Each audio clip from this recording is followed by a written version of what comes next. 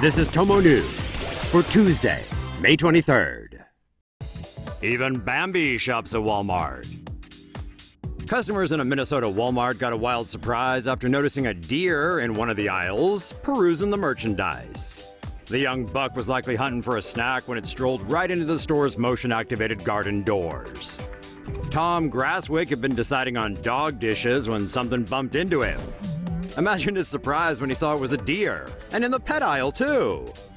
Grasswick quickly moved to subdue the 100-pound animal, pinning it down near a bag of dog food. The deer whisperer then covered the animal's eyes to keep it from resisting. Once it had calmed down, he and a few others set it free outside. Neither Grasswick nor the confused deer were hurt in the incident. Walmart, meanwhile, will likely be making changes to their garden center door. Sorry, Bambi. Looks like no more shopping for you. Too talented to do time. Lavinia Woodward may have assaulted her boyfriend while maybe being high on drugs, but she's apparently far too brainy to be subject to any proper punishment. The Oxford University medical student had a fight with her boyfriend last December 30th, which led to her punching him in the face and stabbing him in the leg with a bread knife. Still in a drink and drug-fueled rage, she then hurled a laptop, a glass, and a jam jar at him. He had to get stitched up, but ultimately survived. The judge reviewing Woodward's case acknowledged her as a bright, aspiring heart surgeon and claims punishment that would ruin her medical career prospects would be too severe. Right. Sound familiar? The 24-year-old was told that if she stayed off drugs and didn't stab anyone else, she could avoid prison when she faces sentencing in September. People are outraged, of course, since it's not like the same leniency would be extended to someone from a less privileged background. Oxford, at least, isn't just sweeping the whole incident under the rug. They're looking into her case and are still on the fence about allowing her back, jail time or not. Mass arrest made when Jakarta police raid gay sauna party. 141 people were arrested during a raid on what police are describing as a gay sex party at a sauna and gym in North Jakarta on Sunday, May 21st. The scale of the arrest has made international headlines. Police say at least 2 foreign nationals, including 1 British man, were among those arrested at the event. Promoted under the name The Wild One, police believe attendees were charged $14 for music, strippers, and whatever happened in the third-floor spa and pool area. Police say they kept the premises under surveillance for as long as 2 weeks before they struck at 7:30 p.m. while the event was underway. Among those detained are staff and security at the venue, as well as its owners. A police spokesperson said officers seized security camera recordings and condom wrappers as evidence, and said that organizers and attendees could be charged under Indonesia's strict anti-pornography laws. Outside of ultra-conservative Aceh province, homosexual behavior is not illegal in Indonesia. However, activists say the LGBT community is facing increased pressure in this majority Muslim country. CDC warns diarrhea-inducing cryptoparasites on the rise in U.S. pools. The U.S. Centers for Disease Control and Prevention says outbreaks of a parasitic infection linked to swimming pools are increasing, and there have been twice as many outbreaks in 2016 as in 2014. Cryptosporidium, commonly known as crypto, is a microscopic parasite that causes the diarrheal disease cryptosporidiosis. Even in properly chlorinated water, it can survive up to 10 days. Swallowing just a mouthful of water with crypto can make healthy people sick for weeks. It can cause stomach cramps, nausea, diarrhea, and can lead to dehydration. The only way to get rid of the parasite is by treating the water with extremely high levels of chlorine that are dangerous for swimmers. Ohio was one of the states with the most reported cases. A total of 1,940 people fell ill due to the infection in 2016. Fighting cancer with light?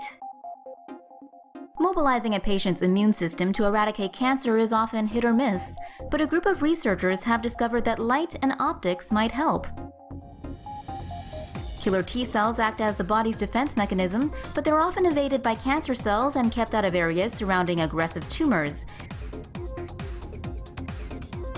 To help them track down their target, scientists combine the T cells with a light-sensitive algae molecule. When injected into mice and activated with light, the T cells were better able to kill the cancer cells. In a separate project, mice with melanoma on their ears were implanted with LED chips and made to wear a small battery pack. The battery signaled the LED to shine light on the tumor, calling killer T cells to the area and boosting their cancer-killing function. The non-toxic treatment is promising, but researchers are still determining how effective it is on tumors deep in the body. Brace yourself for early cicada season.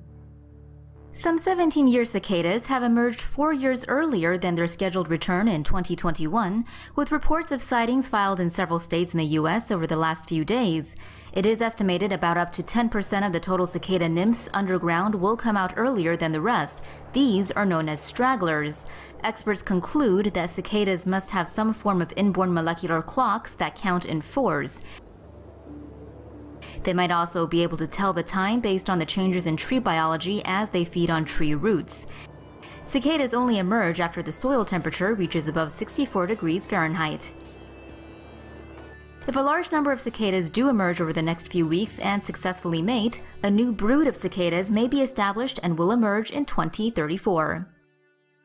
New Zealand joins the space race. Test launches for a commercial space rocket built by a startup based both in Los Angeles and New Zealand are scheduled to take place this week.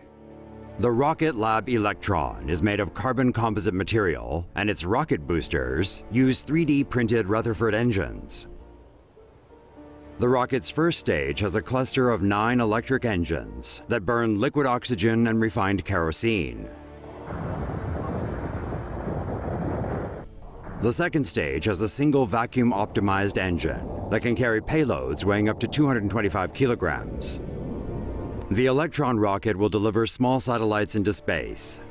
They will be used for mapping, to predict the weather, provide high-speed internet, and analyze the environment. Rocket Lab plans to complete 3 test launches before the Electron is available commercially. The company plans to eventually build and launch 1 rocket per week, with flights costing around $5 million each. Police state. Novelty alarm clock sparks bomb scare. A woman accused of possessing a hoax explosive device that caused a bomb scare says the whole incident was blown out of proportion. 52-year-old Daphne Page says she paid $1 for the alarm clock at a garage sale. It looks like a bundle of dynamite and was intended as a gift for her daughter. Page left the clock on the backseat of her car to go grocery shopping at a Whole Foods in Virginia on Friday. But a store employee saw the device, freaked out, and called the cops. Page says the clock is obviously a fake bomb, and it never occurred to her that it would cause such alarm. But the cops weren't even remotely amused. The joke blew up in Page's face when she was arrested and charged with the manufacture, possession, or use of explosives. The statute includes the possession of hoax devices. Page spent the weekend in jail and was released on a $2,500 bond after appearing before a judge on Monday. She's due back in court on August 24th and is hoping this whole thing blows over. Otherwise, she could be facing up to 5 years in the slammer. ATM raider escapes Bali court through toilet window. A Peruvian citizen facing multiple charges over a string of ATM robberies on the holiday island of Bali evaded the law on May 16th in a way worthy of an Adam Sandler film by escaping through the courtroom's bathroom window.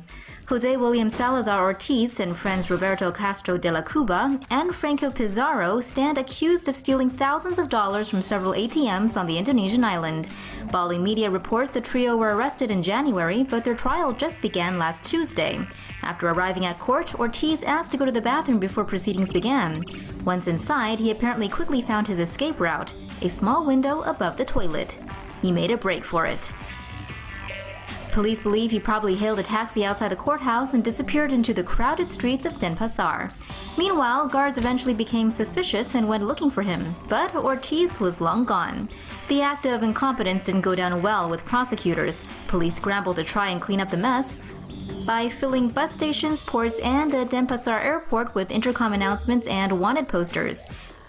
And it nearly worked. Ortiz was spotted at Ubin Terman, apparently en route to Jakarta, but by the time police arrived, Ortiz had slipped them again.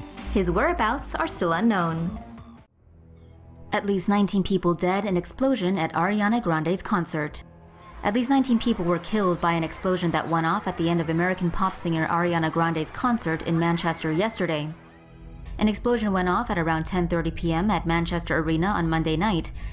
The blast took place as people were leaving the venue. A single explosion reportedly struck the foyer opposite the Manchester Victoria Transit Station.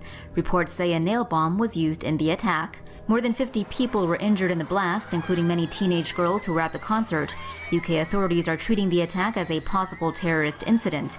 Panicked family members and friends were reportedly flooding social media with pleas for information regarding their children and loved ones moments after the blast. Police suspect Manchester bomb was a terror attack. At least 22 people died and scores more were injured in an explosion at a concert in Manchester. Authorities said they're treating the blast as a terror attack until they had further information. A capacity crowd of 21,000 people were at the Manchester Arena on Monday night for an Ariana Grande concert. As the show was finishing, there was an explosion in the foyer of the arena. Some witnesses said the attack appeared to be carried out with a nail bomb. The blast sparked panic inside the arena as thousands of people ran for the exits. At least 22 people were killed and 59 injured. Many of the wounded were reportedly trampled as they ran from the venue. U.S. officials told Reuters that the attack was possibly the work of a suicide bomber. However, British police have yet to confirm what caused the blast, and no group has claimed responsibility for the attack.